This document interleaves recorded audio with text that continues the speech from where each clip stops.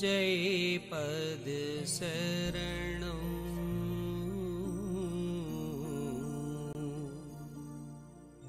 श्री यशोरूप चरणं शरणं जय सद्गुरुदेव जय पद शरणं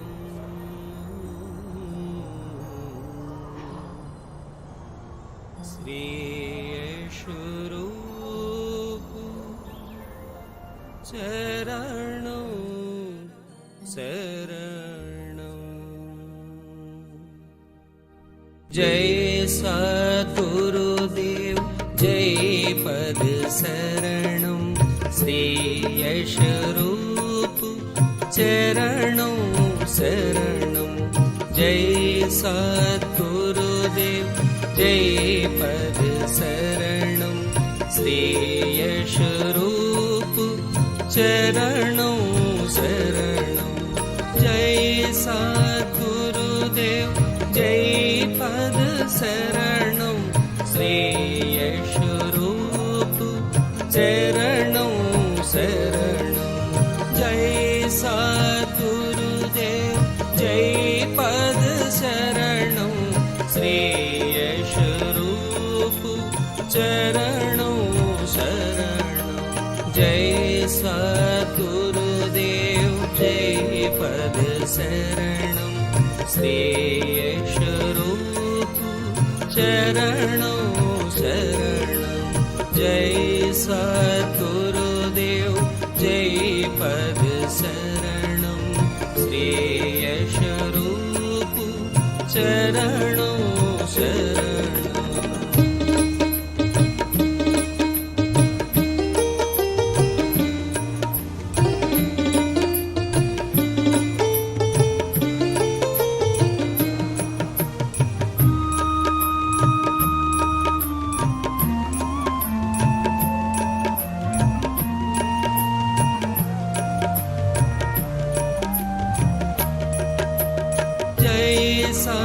सद्गुरुदेव जय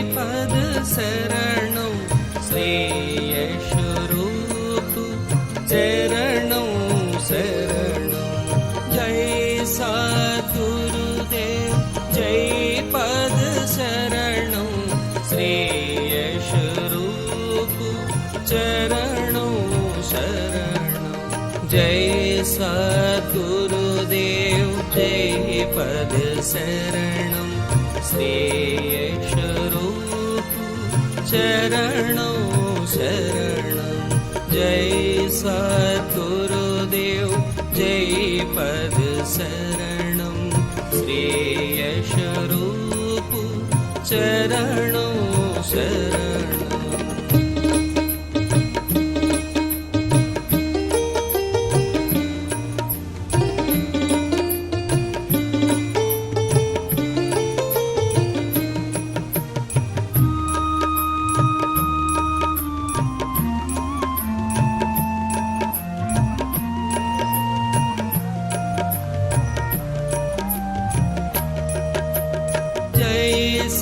सद्गुरुदेव जय पद शरणं श्री यशोरूप चरणं शरणं जय सद्गुरुदेव जय पद शरणं श्री यशोरूप चरणं शरणं जय सद्गुरुदेव जय पद शरणं श्री यशोरूप चरणं शरणं जय सद्गुरुदेव जय पद शरणं श्री यशोरूप चरणं शरणं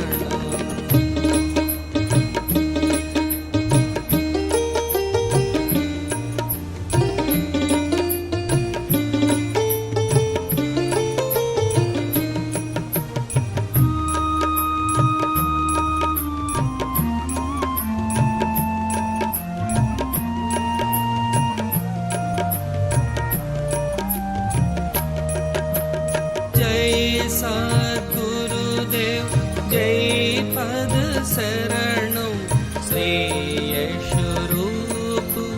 चरणं शरणं जय सद्गुरुदेव जय पद शरणं श्रेयस्वरूप चरणं शरणं जय सद्गुरुदेव जय पद शरणं श्रेयस्वरूप चरणं शरणं जय सद्गुरुदेव जय पद शरणं श्रेयस्वरूप चरणं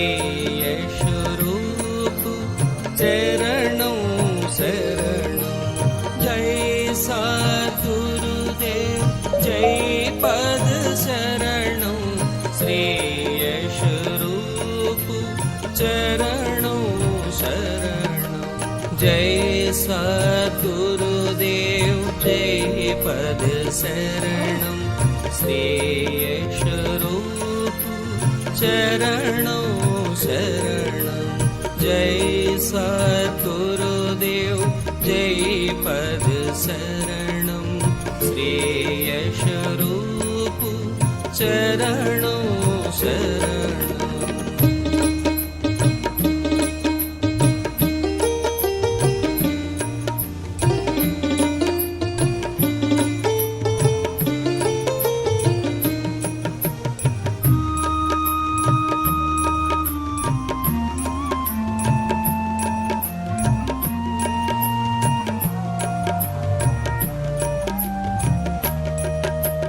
जय सद्गुरुदेव जय पद शरणं श्रेयस्वरूप चरणं शरणं सद्गुरुदेव जय पद शरणं श्रेयस्वरूप चरणं शरणं जय सद्गुरुदेव जय पद शरणं श्रेयस्वरूप चरणं शरणं जय सद्गुरुदेव जय पद शरणं श्रेयस्वरूप चरणं शरणं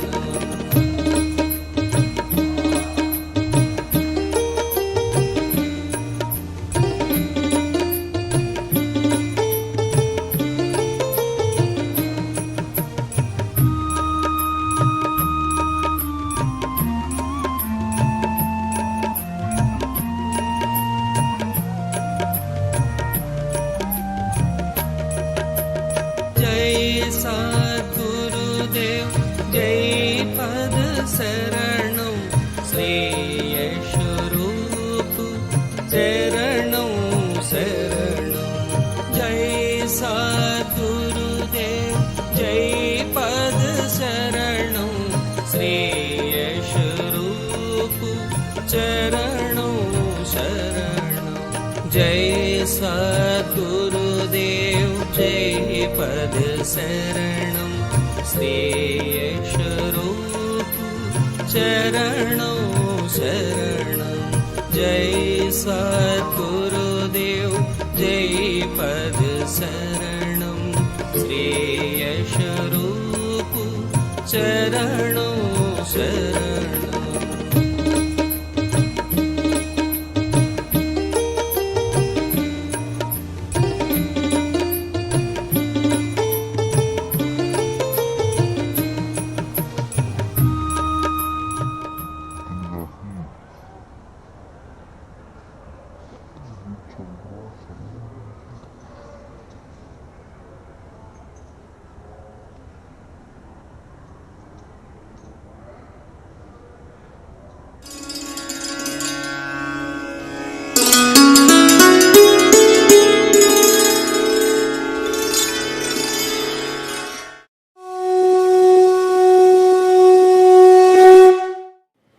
पूजनीय माता और बंधुओं, अब एक भजन होगा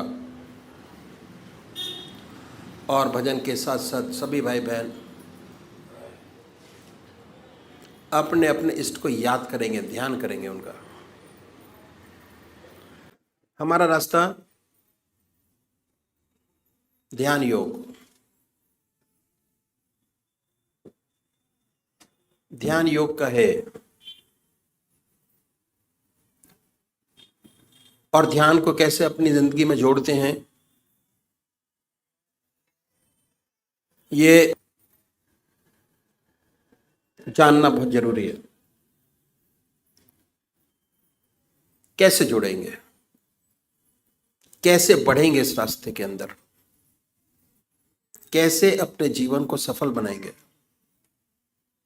बहुत जरूरी है जानना। सबसे बड़ी बात यह है कि हमारा देश जो है आध्यात्मिक देश है और हमारे देश में 99% लोग ऐसे हैं जो परमात्मा को मानते हैं और अपने किसी न किसी ढंग से परमात्मा का पूजा करते हैं। तरीके अलग अलग हैं। 33 करोड़ देवी देवता हैं और हर 20 किलोमीटर पर भाषा बदल जाती है और परमात्मा का स्वरूप बदल जाता है।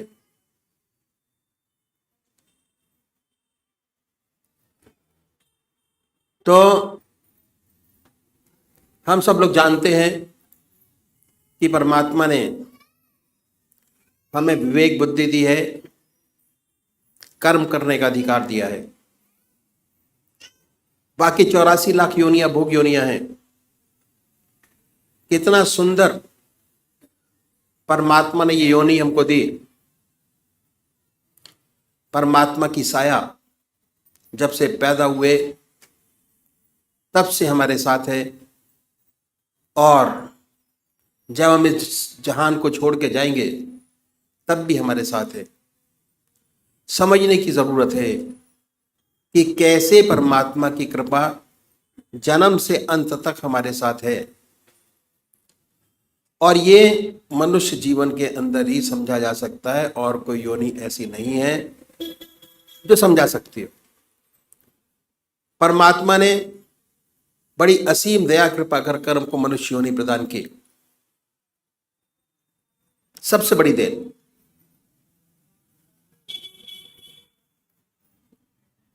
और हमारे सामने हमारे कर्म जो हम पहले जन्म में करके आए, कितने जन्मों के सत्कर्म हैं हमारी आत्मा के साथ, वो ये प्रदर्शित करता है कि हमको परमात्मा ने फ्री कर दिया। बिल्कुल सब कुछ किया जा सकता है और जो आज कर रहे हैं उसका फल भोग आगे प्राप्त करेंगे। तो इसलिए जिस कर्म को पहले करके आए, अगर उसी कर्म को बढ़ाएंगे, हमारा जीवन बड़ा सुंदर, और ये जीवन क्या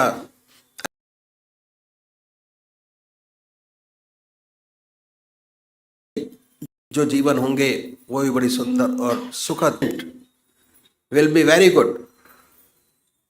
तो सबसे पहले हमको क्या करना है? हम मंदिर जाते हैं, भजन करते हैं, कीर्तन करते हैं, आरती करते हैं। ये पहले तरीके की पूजा है, फर्स्ट स्टेप ऑफ पूजा। मंदिर जाना, भगवान जी को जल चढ़ाना और भगवान जी को नहलाना, उनके कपड़े बनाना, भक्ति भाव, फर्स्ट टाइम पूजा पहली। इसका फायदा बहुत जबरदस्त है, पर यह शारीरिक पूजा है। मन अपने काम में लगा रहता है और शरीर मंदिर जाते हुए, आते हुए और उस समय भी स्थिर नहीं हो पाता। दूसरा तरीका है ध्यान योग, आनंद योग, सहज योग, मानसिक पूजा, मन से। उसमें शरीर तो इन्वॉल्व होता ही है, साथ साथ मन के अंदर ये धारणा रहती है कि हमारा इष्ट हमारे सामने विद्यमान है, और कंसंट्रेशन हमारा जो पहली पूजा है उससे थोड़ा अधिक बनना शुरू हो जाता है। हमारा रास्ता ध्यान योग का दूसरे नंबर का तरीका है, जिसमें मन और शरीर दोनों साथ साथ इन्वॉल्व होते हैं, और कंसंट्रेशन हमारा बहुत सुंदर और अच्छा बनता चला जाता है अपने इष्ट के चरणों में। तो सबसे पहली बात कि हमको एक इष्ट का चुनाव करना है।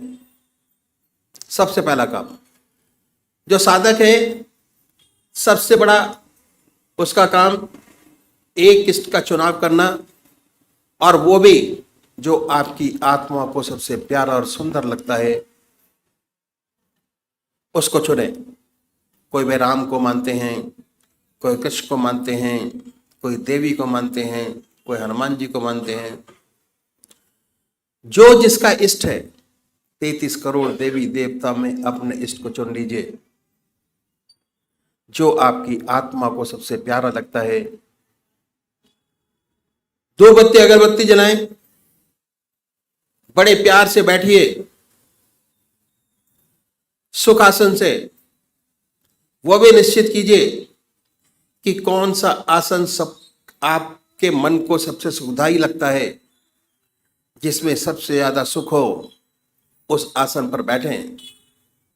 उसके बाद धूप बत्ती अगरबत्ती जलाएं, धूप दीप करें, वातावरण शुद्ध करें, मन प्रसन्न हो। उसके बाद बड़े प्यार से बैठिए। अगर कोई भजन आपको आता है तो गाइए, नहीं आता तो भावना बनाएं। उसके बाद ये महसूस करें कि जो हमारा परमात्मा है, जिसमें परमात्मा की सबसे ऊंची भावना डाली हुई है, जो आपकी आत्मा को सबसे प्यारा लगता है, उसको ये महसूस करें कि वो हमारे सामने विद्यमान है, आपके सामने सह शरीर बैठा हुआ है। अब वो फोटो में नहीं है, मूर्त में नहीं है, सह शरीर हमारे सामने मौजूद है। ख्याल से उस पवित्र मूर्त को अपने सामने बनाएं और ये ख्याल करें, बड़ी बड़ी आंखें हैं, गोल चेहरा है, जटाएं हैं, सर्पों की माला है। आपका इष्ट जो आपके आंखों के सामने हमेशा आता है, उसको अपने सामने बनाइए, उस पर अपने मन को कंसंट्रेट करिए, उसी को देखिए। ना कोई और शक्ल बने, ना कोई और विचार आपके सामने आए, पर जैसे ही आप ये प्रोसेस शुरू करेंगे, ऐसे ऐसे विचार आपके सामने आएंगे जो आपने जिंदगी में कभी सोचे नहीं होंगे। उन विचारों को हटाएं, फिर अपने इष्ट की याद में लगिए।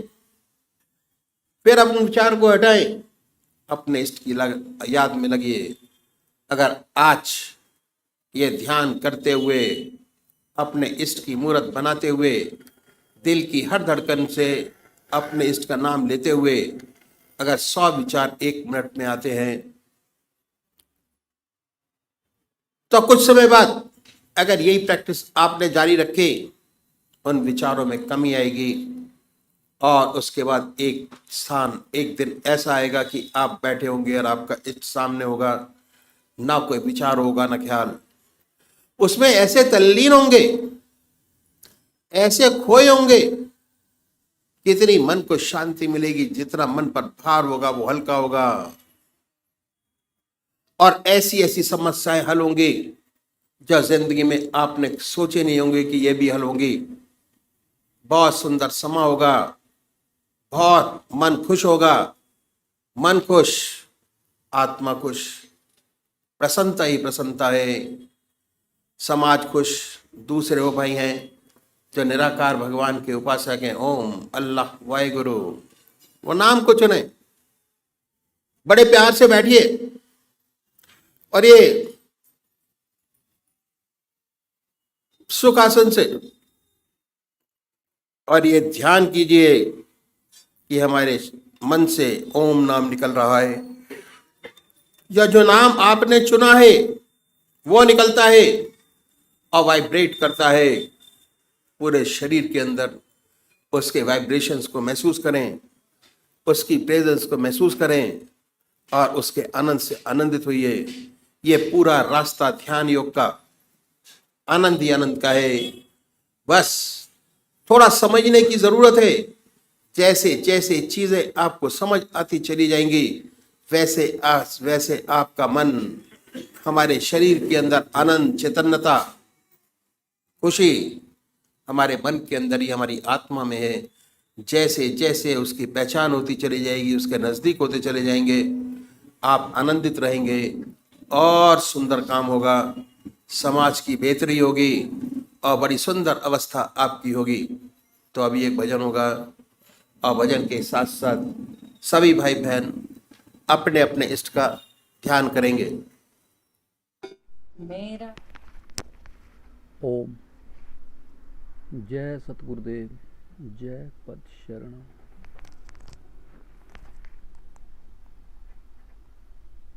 यही प्रार्थना है, यही प्रार्थना है, सुधारो संभारो के जो उपकरण में कमी रह गई है। यही प्रार्थना है, सुधारो संवारो के उपकरण में जो कमी रह गई है। नहीं तो तुम पर हंसेगा जमाना के इस संवरण में कमी रह गई है। यही प्रार्थना है।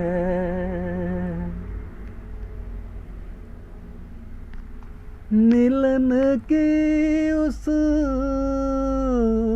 सुहावन घड़ी में बिठा चरणों में मुझको थे मुस्कुराए। बचन कुछ लिए कुछ दिए थे परस्पर। सदा मेरी बिगड़ी रहे तुम बनाए।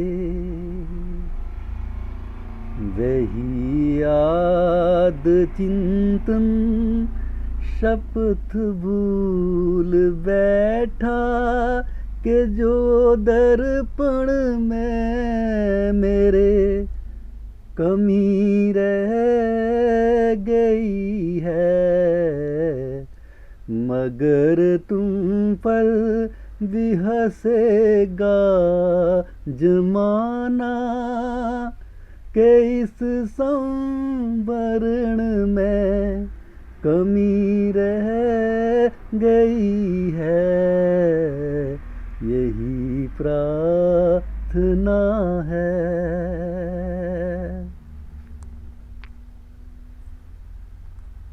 दुखी दीन लख कर दया से दृगों में अगर दो भी आंसू नहीं आ सके हैं।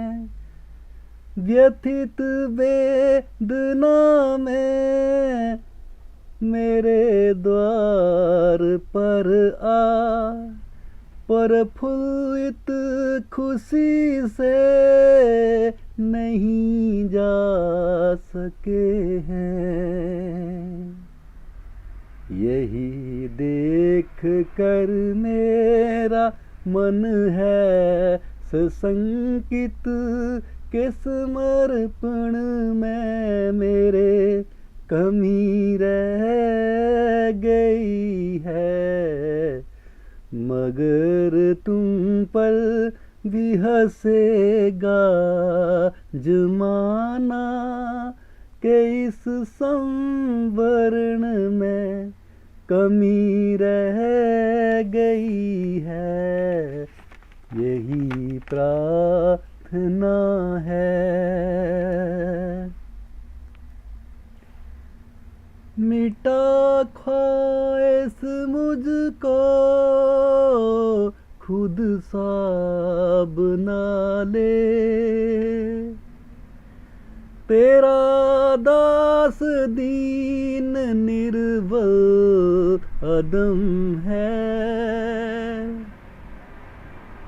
न जप है न तप है न पूजा न साधन। तू ही श्याम साकार मेरा अहम है। पुजारी अधूरा अधूरा है साधन। अगर आचरण में कमी रह गई है। मगर तुम पर भी हंसेगा जमाना के इस संवरण में कमी रह गई है। यही प्रार्थना है। सदा सफ़े की तूने वंदा नवाजी। गुनाहगार पहले और पीछे नवाजी। डुबाया तिराले ये तो बता दे। मेरी दिल की कश्ती के होशियार मांझी। डुबाया या तिराले कुछ तो बता दे।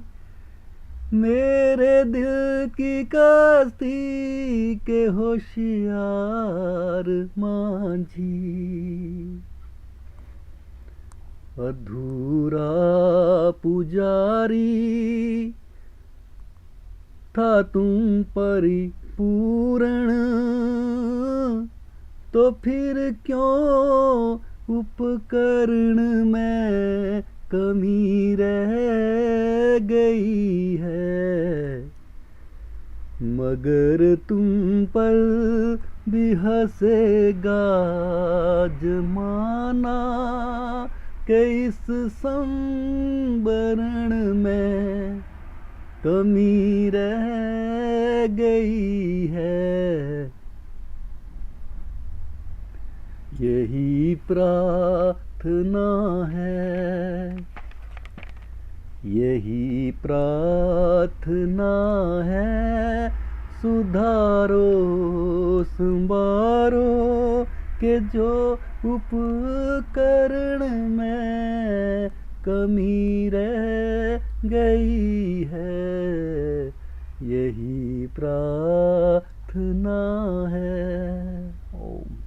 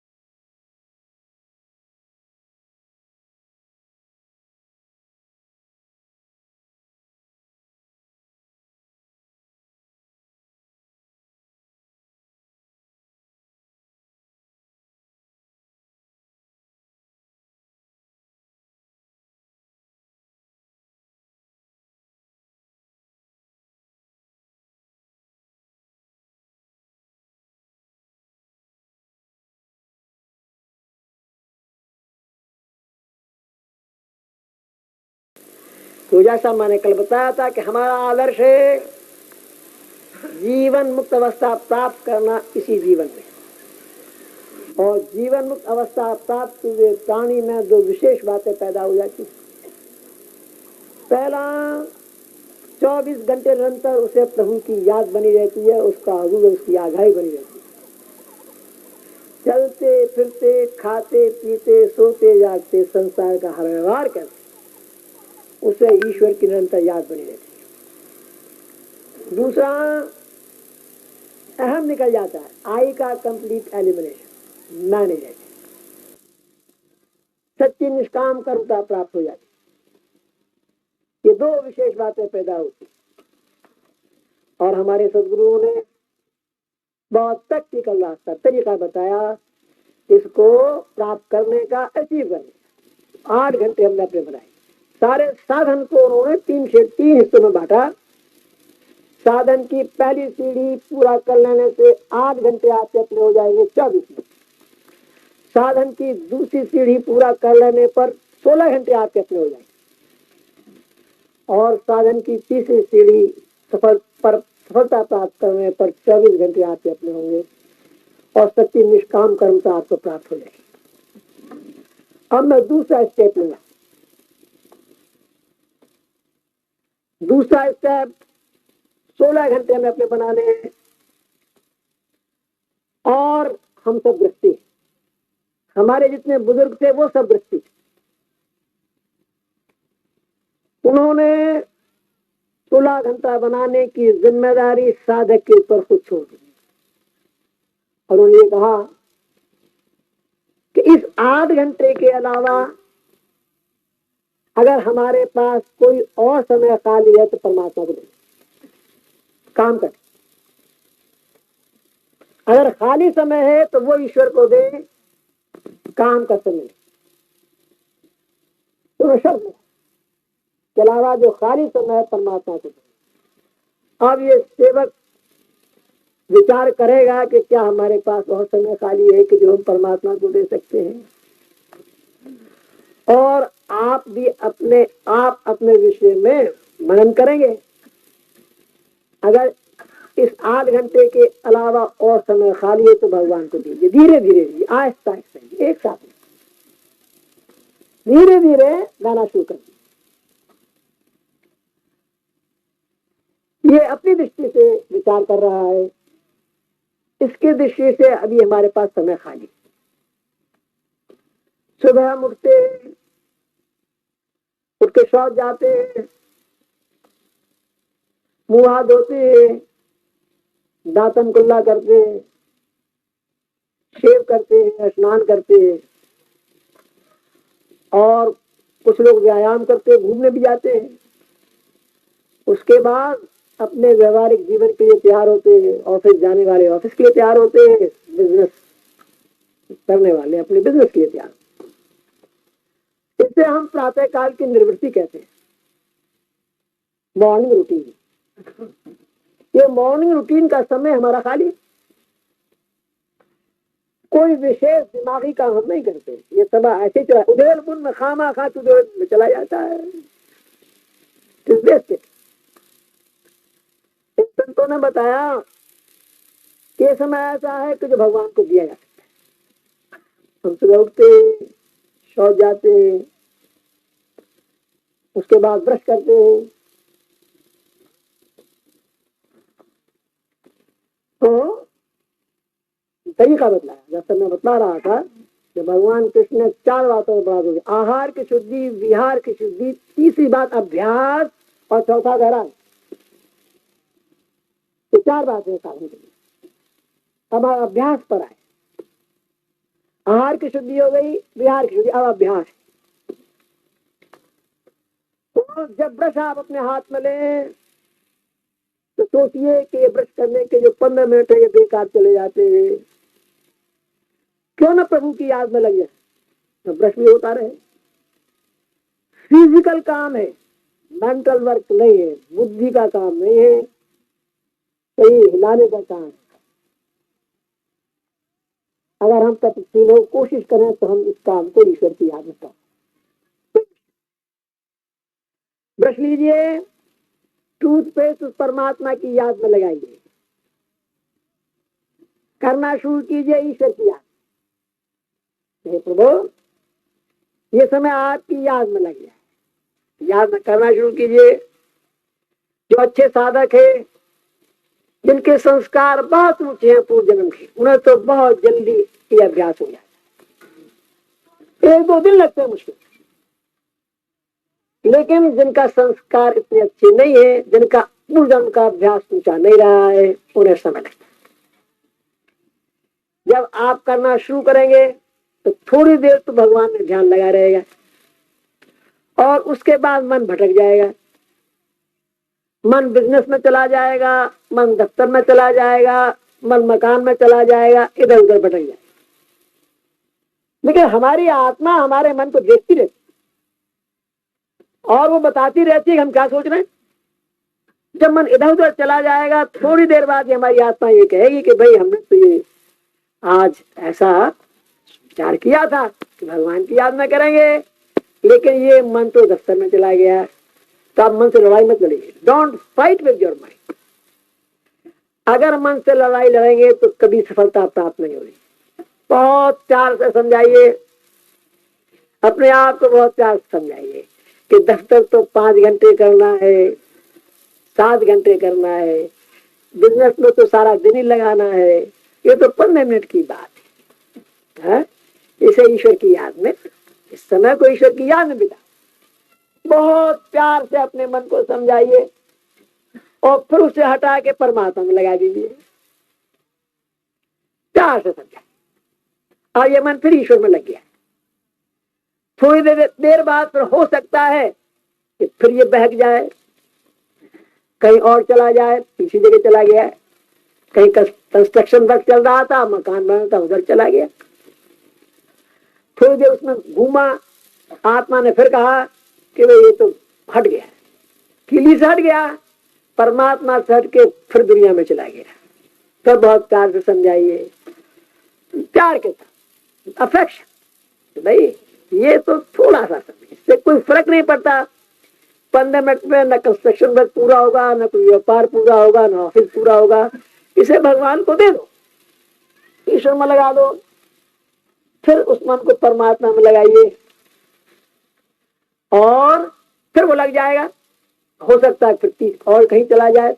तो इस प्रकार जो नए अभ्यासी हैं, जिनके संस्कार इतने ऊंचे नहीं है, पूर्व जन्म में अभ्यास नहीं किए हुए, तो उन्हें थोड़ा समय लगता है, लेकिन उन्हें घबराना नहीं चाहिए। ये मत सोचिए कि बनेगा नहीं, जरूर बनेगा। अभ्यास तो ऐसी बड़ी चीज है कि उससे सब कुछ बनता है। करत करत अभ्यास के जड़ में तो सुजान है। रस्सी के आने जाने से पत्थर पर निशान पड़ जाते हैं।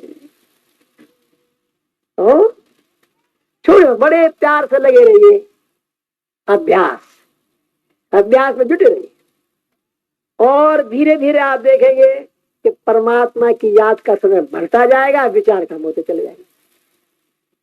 और एक दिन ऐसा आएगा कि जैसे ब्रश पर आप टूथपेस्ट लगाएंगे, आप सारे विचार छोड़ के परमात्मा की याद में डूब जाएंगे। और जब तक ब्रश करते रहेंगे, भगवान की सच्ची याद बनी रहेगी। जब कुल्ला करेंगे, उसके बाद फिर मन इधर उधर जाएगा। अभ्यास की विशेषता है, जिस काम को हम रिपीटेडली करते हैं, बार बार करते हैं, मन उसके करने की आदत बना लेता है। हैबिट फॉर्मेशन, बार बार करने से, अभ्यास करने से हैबिट बनती है। कुछ भाइयों को सुबह बेड टी की आदत होती है, अगर ना मिले तो वो उठ नहीं सकते। हाँ, बस आदत ही तो बन गई, बार बार पीने से एक आदत बन गई। कुछ भाइयों को स्मोकिंग की आदत होती है, वो भी ऐसी बनती है। अपने इष्ट मित्रों में उनके कहने से एक पी ली, फिर कभी दूसरी पी, फिर तीसरी पी, फिर धीरे धीरे खाना खाने से पहले बाद में पीने लगे, समय समय पर। और आहिस्ता आहिस्ता जब ये आदत बन जाती है, बढ़ जाती है, तो चेन स्मोकर आदमी हो जाता एक बुझाता है दूसरी लगाता है, हाथ भी लाल लाल हो जाते हैं, लेकिन नहीं, फिर लगाई और फेंकी, लगाई और फेंकी। रात को सोते हुए आंख खुल जाए तो भी वो लगा लेगा, चाहे कपड़े जल जाए। और तरह तरह की बीमारी लग जाती है। डॉक्टर के पास जाता है, कहता है कि खांसी नहीं जाती, डॉक्टर दवाएं देते हैं, फिर बाद में साथ साथ